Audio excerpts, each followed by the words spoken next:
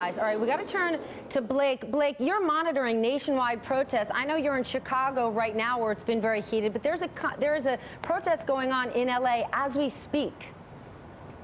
Yeah, that's right. Hundreds of students walking out of class today in Los Angeles, one of several demonstrations we're seeing today in this sixth day of protests. In addition to those Los Angeles walkouts, we're also seeing walkouts in Montgomery County, Maryland. There are protests going on at the University of Houston, as well as in Washington, D.C. So these protests are continuing today for the sixth day. Donald Trump last night on 60 Minutes speculated that people are protesting because they just don't know him and said they have no reason to be afraid. But, you know, I've attended some of the protests here in Chicago and spoken with people. They're concerned. They feel like they do know Donald Trump, and they're going off the rhetoric that they heard in the campaign.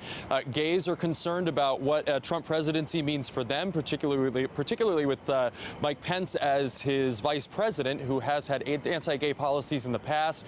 Women are concerned about Donald Trump's desire to overturn Roe v. Wade. Immigrants, of course, are concerned about potential deportation. So the concern and the fear is that Donald Trump will act on a lot of the rhetoric that he said over the campaign, and that's why we're seeing these protests today. We are seeing that big walkout in Los Angeles. The school district says they are supportive of these kids' right to express themselves, but they wish they would stay on campus for their safety, and the school district says that they are working to put together assemblies so there's a more formal process on campus for students to air their grievances. And we'll see if these protests continue tonight like they have over the past several days.